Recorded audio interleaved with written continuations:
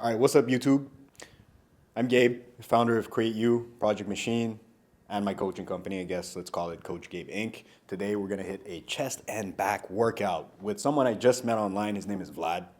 He just texted me because he liked my profile. I said, you know what, fuck it, let's work out. Let's shoot a podcast after. So that's what we're gonna get on this episode. We're gonna get a nice, juicy chest and back pump. So I'm on a prep right now. Doing 3 shows back to back to back. I'm doing 2 regional shows and 1 national. Beginning of June. My first regional is on the 10th of May. I'm about 5.5 weeks out. So right now we're fucking depleted. We're flat. No carbs in the system. It's going to be a grueling workout. It's going to be tough. But this is what we live for. This is why we fucking do this sport in the first place. Because we want it to be tough. We want to suffer to get results. So what we're doing right now is we're waiting for Vlad. He should be here any fucking minute now. Yeah. But in the meantime, I'm sipping on some pre-workout. No caffeine, batch 27 pump, orange cream. It tastes fucking amazing, and a shit ton of pink salt because I have no carbs, but the pink salt is gonna give me electrolytes, and that's really, really good for my vascularity and for my pump. Keep my muscles full and not to cramp while I'm doing my workout so I can actually push. Because that's what we're using for energy right now. My body's using its fat stores as energy and the electrolytes that I'm having for energy because I don't have much food. At this point, I'm starving, but it is what it is. So while we're waiting for the guy, I'll give you a quick tour of my offices. This is the main one. This is where all the magic happens. That's my casting couch. Don't ask how many girls I've been with there. Yeah, that's pretty much it. Do they see? Is the brightness good? While we're waiting for Vlad, here's what my office looks like. A couple couches there for people to chill. That's a wall that I can move for like the little studio area that I built last year. So we can film, I can film my clients, I can film myself, I can film podcasts here. It's pretty versatile, and that's my editing setup / work setup. It's where I take my meetings, my calls, and where I edit videos, where I just do a bunch of shit, where I build my systems, and where shit happens. This is where the fucking magic happens. That's my whiteboard. That's where I write shit down. Ah, he's there. Yo, what's up, man? ¿Qué pasa, bro? Ça va? You're filming? Yeah. I'm sorry to walk here like that with you, No, bro. don't worry about it, bro. Don't worry. Good, bro. Woo, bro, you live fine, dog. Oh, I have a few gifts. Oh, yeah? There you go. So it's packed protein bars, so it's my sponsor. I'm on prep. Give it to some people, bro. Charles, you have some... No, he's my Wait. client. He's not allowed. They're going to let how they look determine how they feel. But no, it all starts from the inside. It's how you feel about yourself that determines how you look. Okay, interesting. So it's how you perceive yourself and how you...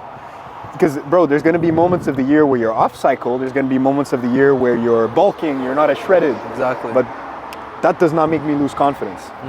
Because I understand, like, in the grand scheme of things, even this body I live in right now, it's not permanent. It's not even real, bro. You get what I'm saying? Yes. So I get it. I'm not attached to this. It's a way of life for me to stay disciplined and to not be a fucking degenerate. Yeah, fair, bro. For me, fitness and especially bodybuilding, that's why I'm not as... A big fan is not even a word. I love bodybuilding because of the way it makes me feel. I love to get a pump, to look great. I like to make sure that I'm big, bro. I want to get a mass, I want to look big, I want to have a size as well. Yeah, man. At the same time, the way I discovered fitness in the first place, it was through sports, bro. It was through kettlebell training, bro. I was at home, stuck during COVID. That's when I actually got in a very good shape for the first time in my life when I got my shit together, like similar to you. Kettlebell training, I had one 45-pound kettlebell, was too fucking heavy, breaking my back, got one that was lighter, 25 pounds, and that's it. And I started Joe Rogan, like all of these guys who were doing like YouTube videos about kettlebells and just started to get better at that. Start running right now, like bro, like running, it's a huge part of my life. For several reasons, but bro, like that runner high when you get like, bro, I start with 3 kilometers, 3, 4, 5. I'm running 125. Now for me, a week, I'm doing like 80 kilometers a week, easy, you know. That's crazy. Didn't start light, but I like this aspect of fitness, doing a little bit of everything. Yeah. Not an expert in everything, but I like everything. Yeah. Yoga, this, that. Yeah. What about you? Running, yoga, boxing, like other fitness? Muay Thai. I did 4 years of Muay Thai when I lived in Indonesia. Let's go. Muay Thai, hardcore. 4 years.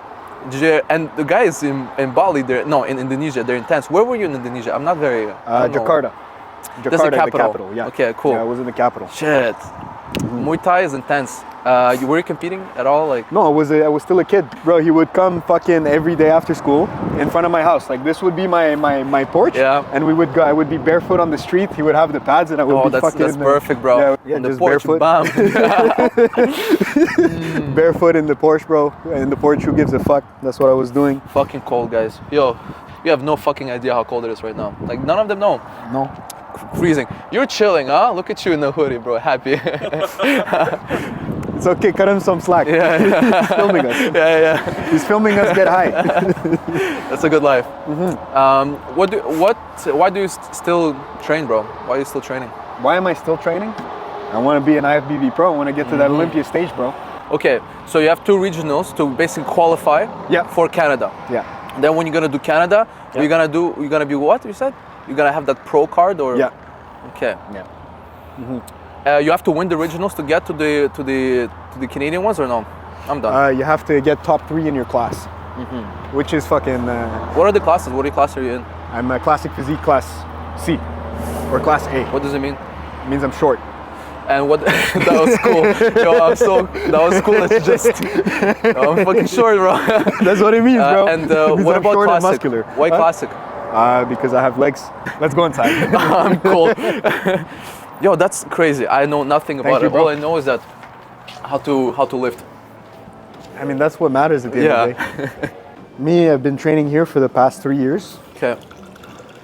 It was this place. Of course, I did the work to make shit happen in my life, but this place, I owe a lot of stuff. I owe a lot of my success to this place when it comes to my physique and my businesses. This is like, this place for me is like a special place, like the catalyst. Okay, fair. It wasn't what made me start my career as an entrepreneur and a bodybuilder, but it was a catalyst to take me from a certain level to the level where I'm at today. Where were you even before? Beyond. Where was I before? I would say level? it was more. I kind of knew what it took, but I wasn't actively putting in the work before. For what? Let's say for bodybuilding and business at the same time. I feel like they both go hand in hand for me, because how you do one thing is how you do everything, right? Yeah, fair. So let's say for bodybuilding, before I came here, I wasn't really following my meal plan. You know, I was eating, I was cheating, blah blah blah. I wasn't really doing my workouts as I should have. But bro, that's the process, bro. 100%. Sales calls. I was garbage, bro. Yeah. Disgusting when it comes to sales calls. Even talking to people was difficult. Bro, you were doing door to door. I was doing door to door. The first door you knock on. Oh, bro. Hi, so I'm here to. What's the line again? Yeah. Oh, bro, it was difficult. Yeah. And sometimes it'd be like, attends. yeah. Ah ouais. You're leaning on the house a little bit. You're like, attends. And I was doing a shadow game, and my French is okay. Like, je peux te comprendre, je peux parler aussi si je prends mon temps. Si je prends mon temps, je commence à expliquer des trucs tranquillement, pas de problème, tu vois. Mais là, quand je dois parler au client puis je dois vendre, ça c'est difficile. Parler et dire, oui, alors pour 8 000 $, je vais peinturer. Genre, c'était vraiment difficile. Faire les estimations, faire les objection handling. It was so difficult because I didn't have the confidence in how I was speaking. How can I even like sell somebody on an idea of painting their house for $8,000? I was 20, bro. A 20-year-old kid. But then, it was a huge catalyst because I had to learn how to sell in French. 6 months I did 50K. It was very difficult, but huge momentum. From there, I'm like, okay, I can do that. Next. Yeah. What are we doing today, bro? Chest and back, bro. Just thinking about science-based, raw bodybuilding-based training. Like, what's up? Science-based, it's good, but I feel like science is a bunch of justifications to explain why people suck at something, or why people can't do anything. Why people can't do anything? Okay, I don't understand. Tell me more. It's just a way for people to justify themselves and say, no, but the science says I have to do it like this, so I'm gonna pull back. A lot of my clients, the thing that we go through a lot when it comes to form is that you didn't fucking push, bro. I can see you at the end of the workout, you put the weight down and you're just like happy, chilling. I'm like, what the fuck, bro? Yeah. Do you know how much it should hurt? It should be painful, bro. It should be painful. How much do you rest? I don't really count. I go by feeling, bro. Interesting, bro. There's not a lot of numbers in my head. Crazy, bro. Except for You're money. completely different from me. Yeah. I go for 2 minutes because that keeps me accountable. Well, think about it this way, bro. bodybuilding, it's mastery over the body, and not only the muscles. It's mastery over your entire body. It's about being in sync with what's going on at all times. I get it. You know, because think about it. We're not only fucking training. We're also using copious amounts of performance-enhancing drugs. You have to have an acute sense of what's going on inside. You know, you have to feel it. And for me, it's just always been like that. I had a connection with my body that I can't really explain, but I know when it's time to do something. I know how to do a certain exercise because my body's guiding me towards that. I just 100% trust what my body is guiding me to do when it comes to the gym. It's almost like I'm possessed, I understand. You know?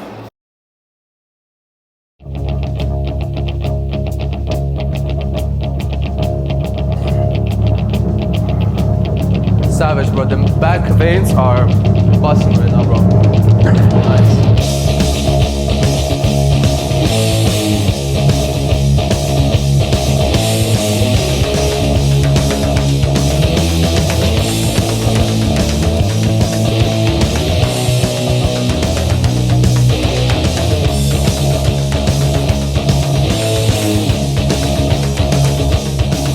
Time to lift heavy fucking weights. Yeah. I never do that, just to give you an idea. So I'm very happy that to fuck around with it, you know? Yep.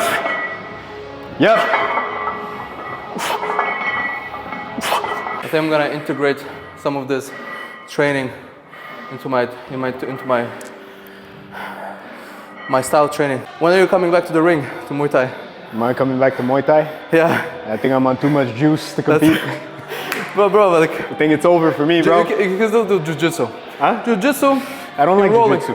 Fair. I don't like jiu-jitsu. It's like, nah, bro. I wanna. Kinda gay. If I do that shit, it's with a chick. You know what I'm saying? Yeah, two dudes like fucking each other. Yeah, kind of sus. Yeah. 100%.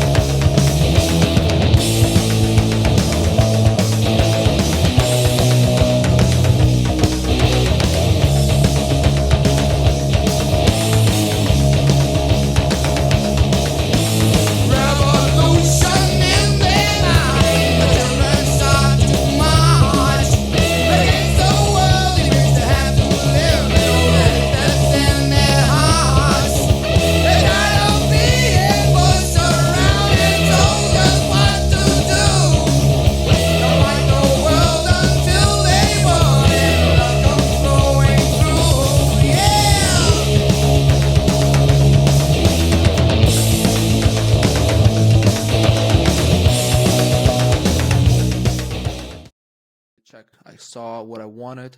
I saw this girl believing in me, and I'm like, okay, now as a man, I want even more out of myself. I saw the little spark, the ignition happen, and now I'm just thriving, bro. I'm pushing harder, I'm pushing more.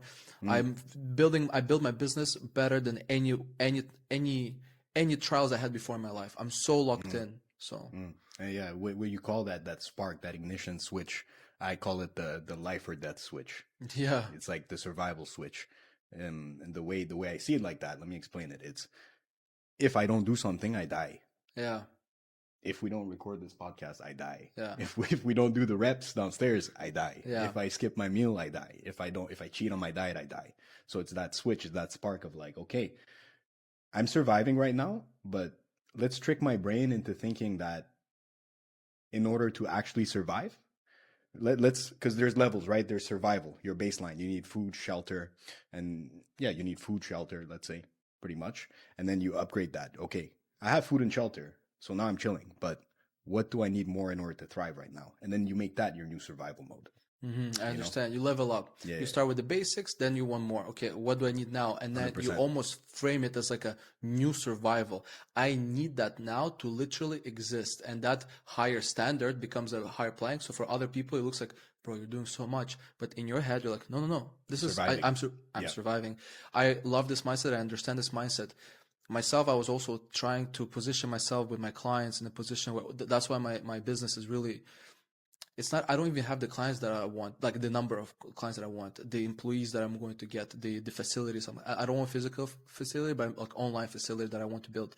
But I have a conviction that like, this is the best business. And I fucking know it is because now I changed my frame of mind to, if I don't keep up with this person that trusted and paid me a lot of fucking money, like we charge people a lot of money.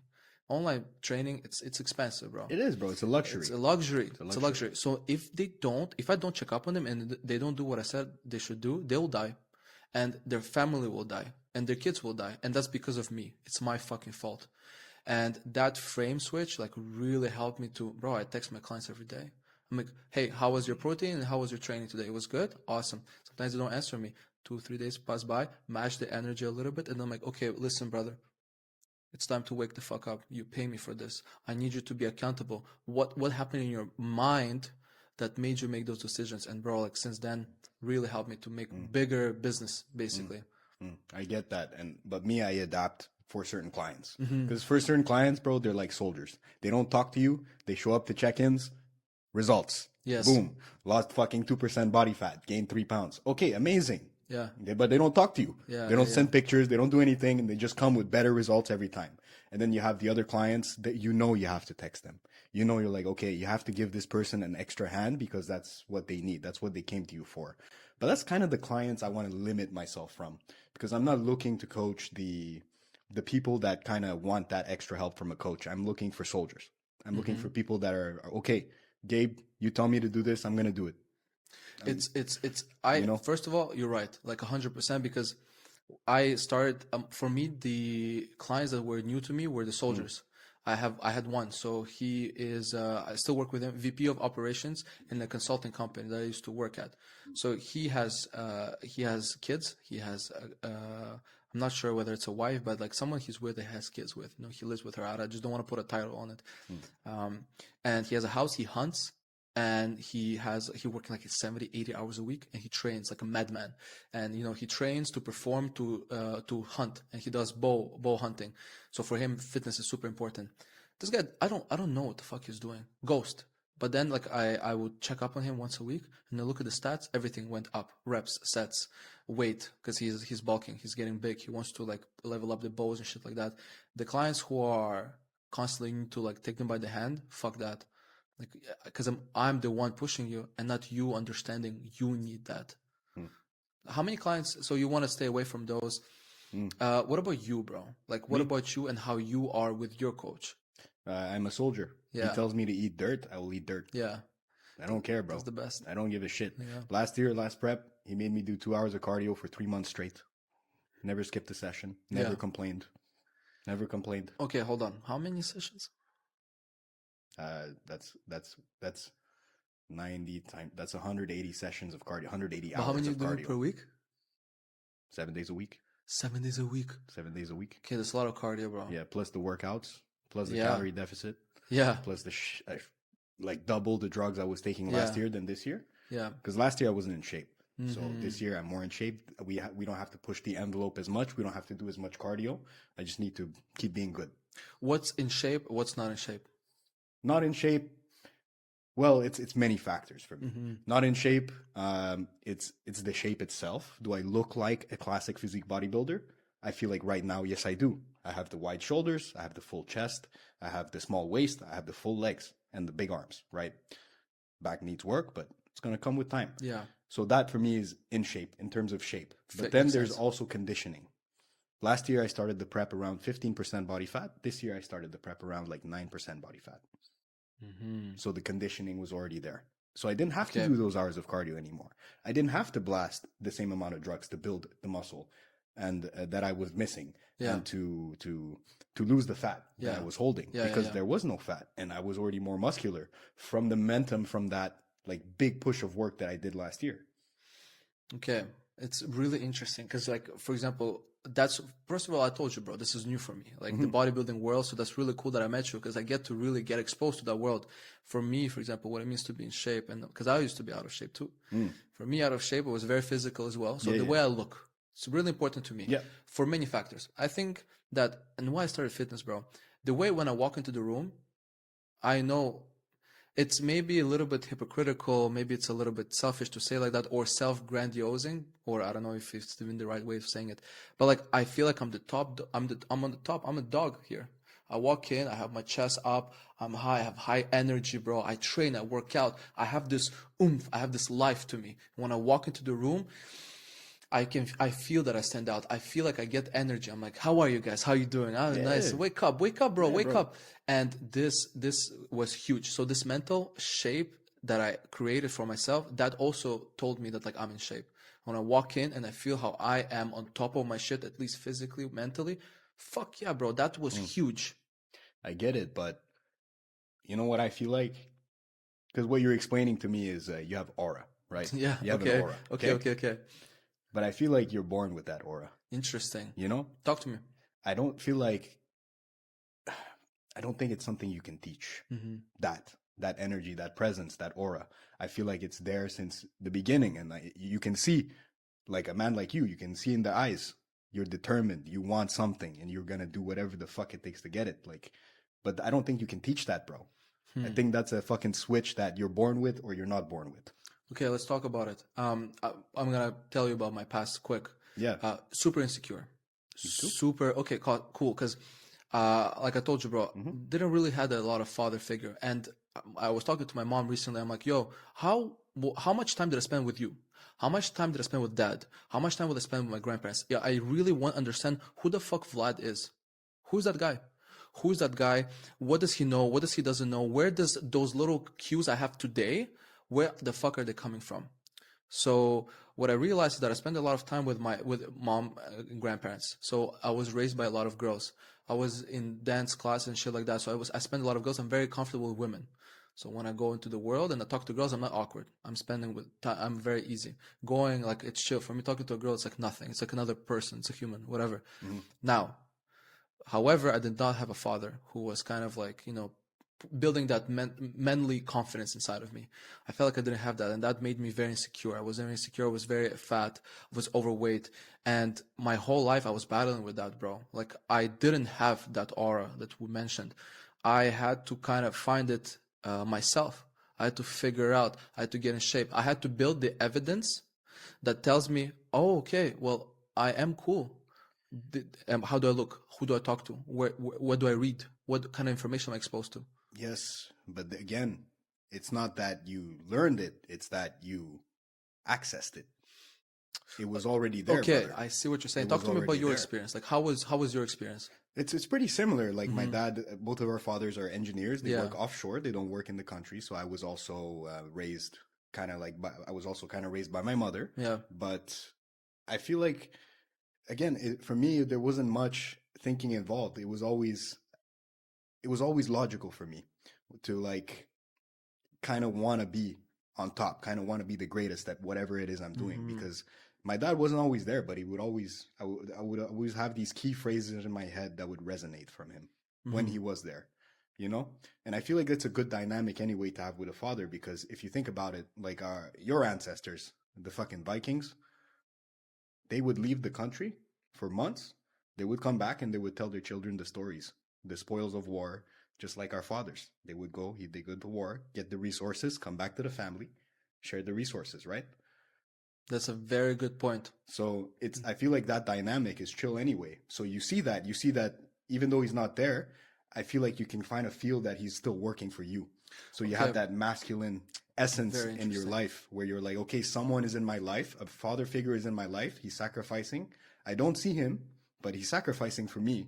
He's somewhere else right now. He's fighting battles and he's bringing back resources for the family. Yeah, that's a super important thing that I always kept in my mind until today is that I always framed it that like, okay, he's not here, whatever. And I also don't believe in the excuses. Yep. Like, a lot of people will say I had trauma of this, I had trauma of that, and that's why I'm like this today and I'm sad and boohoo. I really don't believe in that. Like for me, It's thinking too much about it, It's like, shut up. do the shit. Yes. For me, my dad, the fact that he wasn't there, it's like cool. And I remember that when I heard it from Alex Ramosi, that really made me feel at peace. He was saying like, oh, like you don't have this and this in your life. Your parents are not rich. Okay, so what? What are you gonna do right now? You're gonna still try to do some cool shit in this life, or you're gonna use that to always go back down. Oh, this doesn't work out. Well, yeah, no shit. I didn't have a dad who would teach me about that. You're 100% right. I want to talk about our fathers a little bit more if we're just quickly on this topic. Yeah, 100%. My dad, what did stayed in my mind from, because you said something interesting. They would come, tell us the stories, and leave. My dad, he always came back home, And from him, what I would gain a lot is the positive energy. He taught me a lot about positive thinking. So, for example, the key sentence that I always use, that I remember my dad always taught me, is that when it's rainy outside, wipe the clouds and draw the sunshine. So, like, you yourself, you create what you want. You want it to be sunny outside while it's raining? Okay, pretend like it's sunny, bro. It's your reality. You choose how you will react to shit. You make it feel sad and you cry about it, or you decide, you're like, I don't give a fuck. I'm gonna feel happy anyways. 100%. That was kind of the main lesson that stood out to me. 100%. Yeah. What about you? My father, the main lesson, the main phrase that stood out to me, he taught me many things, but it was, whatever you do, be the best. That's it.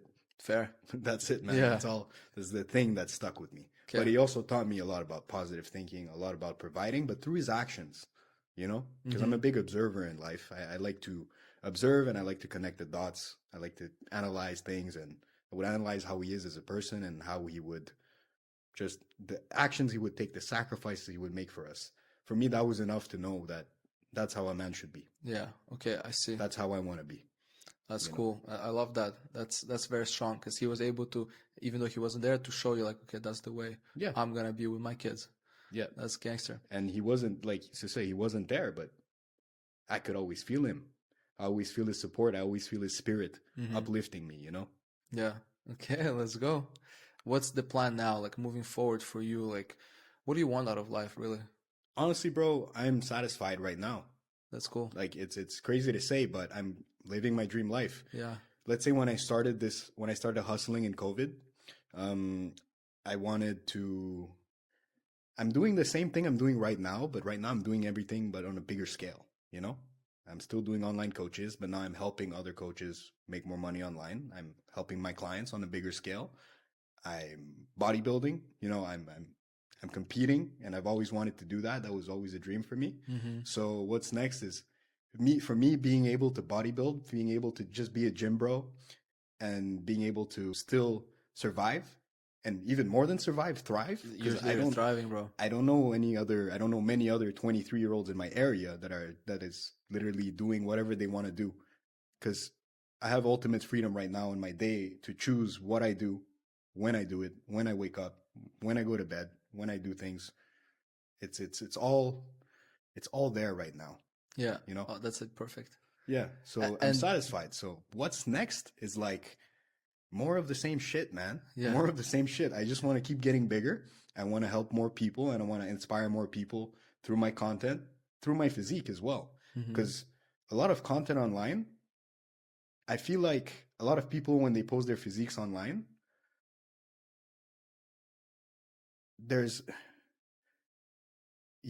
for me, in my part, yes, there's a part where it's satisfying my ego, right? I'm not going to bullshit the camera and say, oh, I'm doing it to inspire people 100%. No, there's a part of me that like wants to be seen, right? Fuck yeah, bro. Yeah. Of course. But I feel like that by doing so, posting my physique, posting what I do in a day, can inspire another young man to be like, holy shit, he's doing it.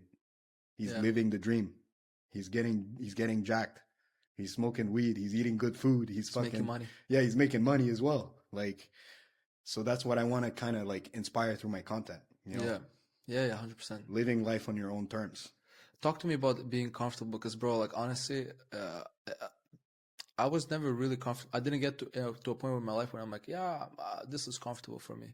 Like, and this is something I'm almost afraid of. But that's the thing with bodybuilding. That's the great thing about bodybuilding. You're never comfortable. It's a sport where you're locked in 24/7. You're always suffering in a way or another. You're eating too much. You're not eating enough. Your body hurts. You're always suffering. You're always humbled. You're always reminded of what the fuck you actually need to do to get to the next level. So it's a 24/7 thing, 365 thing, bro. Yes. You know? But then you add entrepreneurship to that. That's where it adds another dimension of difficulty as well. Yeah, bro, the time, even like doing the amount of work I'm doing right now and managing the time and trying to put food on the table, it's been crazy, because right now we're going for 6 runs, 3 training sessions for hypertrophy to maintain the muscle mass, all the eating, mainly protein to maintain the muscles that I have, because all the running just burns through burns through my muscles, bro. Yeah, man. So much cardio, and it's intense, you know. Yeah. Easy runs, tempo runs where I have to really push myself, and no weekends. You know, it was really interesting transition from 9 to 5. Like it just, I wake up and I'm like, I'm gonna work, Yep. work and work out, and Yeah. I have to eat. Okay, what I'm gonna eat, and then get clients. This is the big thing about the client acquisition for me. Like, what I started doing is I go and I do lunches. I go for corporates who are just businesses who have a 9 to 5 job and they have conferences rooms. I go into the conference rooms and I talk to them about, hey, I know that you're busy with your 9 to 5. So I used to do like 9 to 8 p.m. And this is how I look like, by the way. And I show them my physique and I'm like, here's how you're going to get there as well. Quickly explain to them what I'm doing. And I'm like, hey, if you want more information, if you want the whole guide, like shoot me an email, scan the QR code. Nice. I get the leads and then I work them through it. And Nice. that's been really interesting. I do follow to follow. So I found local businesses around Montreal area, go on their followers list, follow, get a few followers back. Hey, on Sundays, who didn't follow me, unfollow. And that has been really taking all of my time, bro. Yeah, bro. I remember being on that grind. Like when I started back in the day, online coaching. That's exactly what I would do. But even with videography business that you're running, bro. Yeah, it's videography. Like that was also, well, you were doing that. Yeah. So much work as well. Constantly trying to find clients. Yes and no. I was the thing with me is I'm gonna say it, I'm very fucking lazy, bro. Yeah. But I have a brain. But we have high standards, bro. Like we have to be careful with that because for us, lazy, for someone else, they're gonna be like, "What are you saying, lazy?" And they'll be like, "This is how lazy looks like," you know. So I don't think we're lazy, but we have very high standards. I'll let you judge the laziness based on your standards after what I'm gonna tell you. But the laziness I'm talking about is, for example, when I started the video business, I already had my team to delegate. I was virtually doing nothing, and I was reeling in 10 to 15K months constantly by doing nothing. Okay, you had videographers, editors. Like, how were you doing it? All in Montreal? Yeah. Okay. Yeah. The team was doing, like, Charles was doing the. No, not Charles. Charles came after. Okay, cool. I was outsourcing all of my editing to like Africa, Philippines. Yeah. You guys are crazy there. But like the clients, bro, literally, I would just. I'm always when it comes to business, especially when it came to Create You, when it came to the videography business, I just had a vision. Like it started with a phone call. My ex-partner called me. He's like, "Gabe, I want to start making videos and charging people. What do I do?" I'm like, "All right, hold on." Next morning, I pull up to his basement with a business plan. Next week, we close our first client on our first retainer, and then the week after, we get another one. Takes 2-3 months. We're at 10K a month. And then we keep fucking scaling. And then all of us got greedy. Ego got involved. Business didn't work out. Partners didn't work out. No problem. But that whole run was, I was virtually working 3 hours a week, bro. Yeah, I wasn't doing shit. Fucking cool. I was not doing shit. Yeah. But I Where always were you controlled. getting the clients? Huh? Where were you getting the clients? Like, how was the client? I had a salesman. I had a sales guy. And what you do? I would literally, all our clients came from referrals. That's awesome. And the sales guy would just close them on the call. Yeah. That's easy system. Yeah. And where would you get your most of your employees from? Like, I remember when I was painting houses, I would hire a lot of students, and the students would be working with me, and that was helping us. They were getting like an internship. I was paying them a little bit as well, so it was like a win-win situation. Yeah. How about you? How was it for you to operate the business? They were friends, bro. Okay, that works as well. But the ego, you know, work. Did not work, brother. Yeah. Did not work. Okay. I still love them. Like just to give you some context, when they left the business, because I didn't want to give them more shares. I literally, there was a client that was trying to work with Create You, but then I told this client to text my ex-partner. Yeah. And then they started working together. I understand. That's how it's like, it works. Yeah. The business doesn't work out sometimes. Yeah. But it's the fact that like these guys, they fucking left me hanging. And then I was like, you know what? Here, take these clients. Here you go. You know, it's all out of love, man. I remember I had a lot of uncomfortable situations like that when it comes to partnerships. I was Where's this guy? I was running events under the bridge, like I told you about in Griffintown. We have a DJ, we have a 2 kilometer run, and it was in a loop next to the canal machine. It was Yeah. beautiful, sunny. People run along the water one way, they come back. I applaud them. Hey, good job, keep fucking crushing it. They come to the under the bridge park. We have a circuit workout for them. They work out quick for 20 minutes, and then another 2 kilometer run to wrap up. So it would be 2:22. That was the system. And then very simple. Videographer films everything, and the pictures are amazing, and people are down to come. I would find sponsors who were bringing their products or services under the bridge with their stands, whether it would be protein bars, Hornet Energy. It's a gel company. Strips. It's a guy who sells like caffeine I know tea. the Strips guys. Strips. Gab is cool. Yeah. And basically that was the event. And then at one point, I really, really strongly believe in partnerships and collaborations. That's why I'm here today, bro. Yeah. I reached out to you because I truly believe that, like, hey, let's figure out something together. And maybe we won't, but it's fine because we will just have fun together.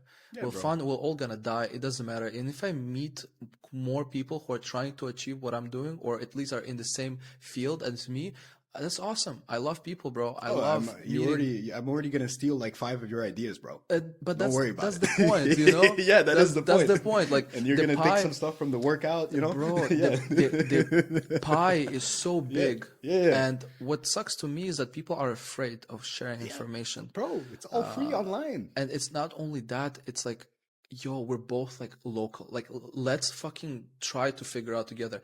And I will have my clients, bro, that like me, and you'll have your clients that like you. Yeah, man. And your clients will never want to work with me because they don't like my energy. So it doesn't fucking matter. However, people do get greedy, and that's a big problem for me. I had bad experiences. So I was running the events. I reached out to one guy and I told him, hey, let's do the events together. Come to the event. We did, and it was big.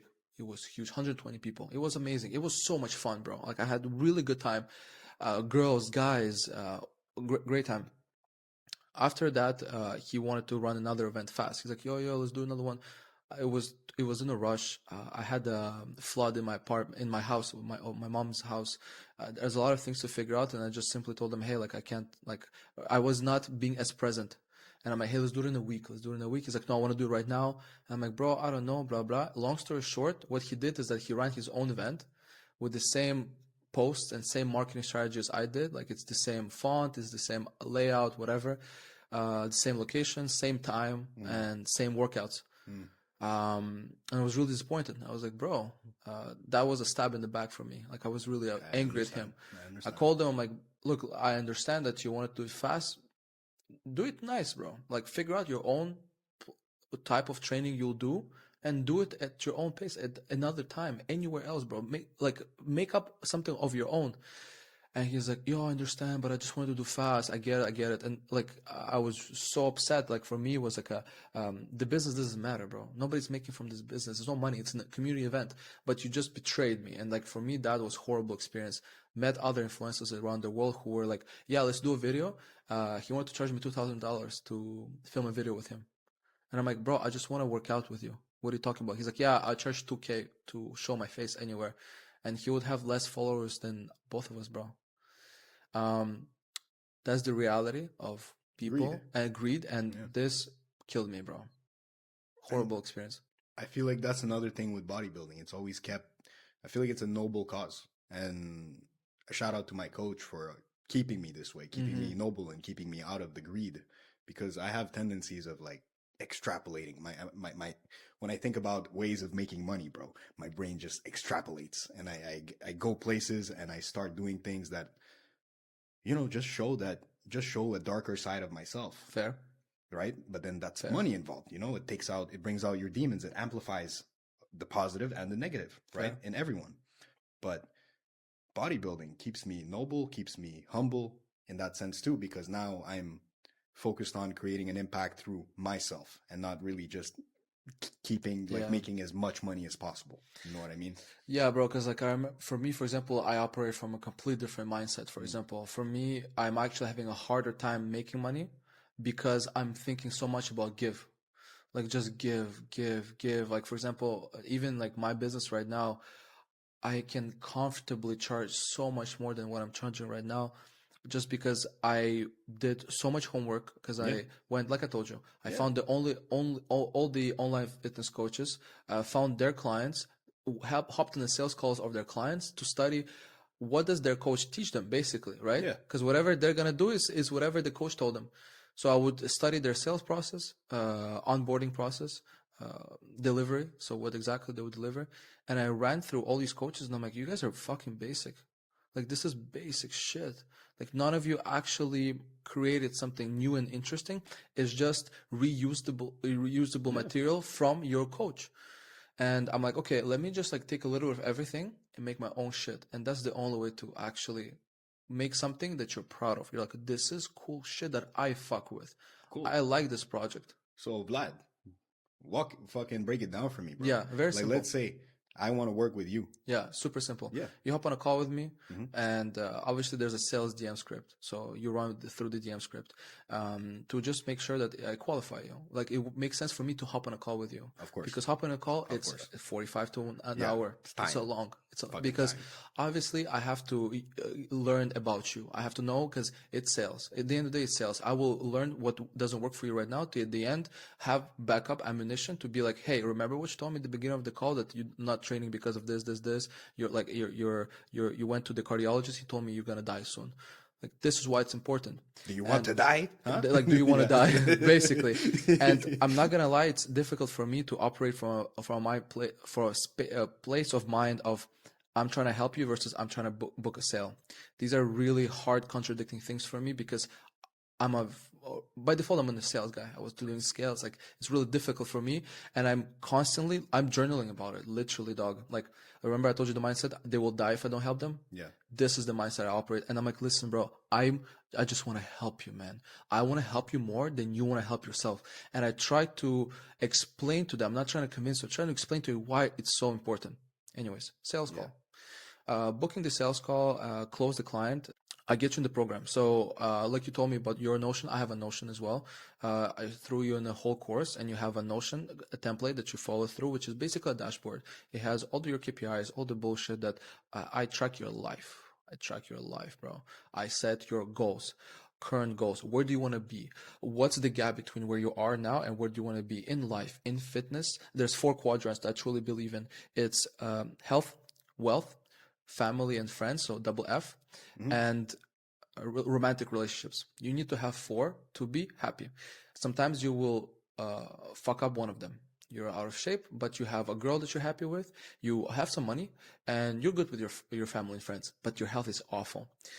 We have to fix all 4 of them, because if you're in a shitty health, you're kind of a shitty guy to be around with, because you're low energy, you're not confident, you're kind of sad all the time, you're eating junk food, like, ew, fuck that, bro. Your money is not as good as it can be, because if you are in a good health, you're operating from a better place. Your mind is sharper. You're feeling better. So I'm trying to, myself included, to make sure that we're all operating from those 4 places. We're trying to be on top of all of them. So I built this, like, where are you now in your life? Where do you want to be? How are we going to get there? Everfit is basically my training program that I use for them. I used to use Trainerize. I hopped on Everfit. The UI is a little bit cleaner. People love it. It's pretty. At the end of the workout, it tells you, you lift 4 elephants today. It's entertaining. Yeah. It's like, oh cool, I'm fucking strong. Yeah. Take a screenshot. Babe, I lifted 4 elephants. So watch this. Take a screenshot, send it to the group chat of the community, and also post it on your story. If they post it on the story, talks about Vlad, talks about LLW, the brand gets out there. What does LLW stand for? Yeah, so LLW, it's how I really started this whole, my transformation. Yeah. It's lose, learn, win. I truly believe in lose and taking L's and getting in pain. You have to go through pain, because that's the growth. So you lose a lot. You fuck up a lot, bro. Many mistakes. Business, fitness. You've seen, if you really think back, this pattern of losing everywhere in your aspects of life, and you learn from them. And that's why the second L comes in. It's all fucking connected, bro. Yes. It's always this. Yes. Is this. If you don't lose, if you don't learn about why you lost at one time and you don't fucking rectify it with all of your might and your power, it's going to keep coming back. And that's super important, because that's something that I had to learn for myself, that I fucked up a lot. I did not learn from my mistakes. I kept doing the same mistakes. And that's why the second L is so fucking important. You have to learn, bro. You do the reps of content. If you keep doing shitty content, you'll have a shitty Instagram page. If you keep doing shitty reps, and you're not going to failure, you're not trying hard, you will have a shitty physique. You have to learn and have a feedback loop. Yeah. And then like the two L's make a W. Yeah. That's it. Yeah, It's yeah, very yeah. simple. That's the only way to win. Interesting, bro. Yes, that's my mentality. That's what got me out of a lot of shit in my life. My relationships that I wasn't happy in, my financial problems, businesses. All right, guys, that's it for the episode. Sorry for the quick cut. The camera fucking died. I know, my bad. I wasn't looking. But I hope you enjoyed that discussion. There's going to be more episodes. And if you guys want Vlad to come back, fucking like, subscribe, leave a comment. Thank you very much. That's it. Machine. Boom. Oh. Man, I got to piss.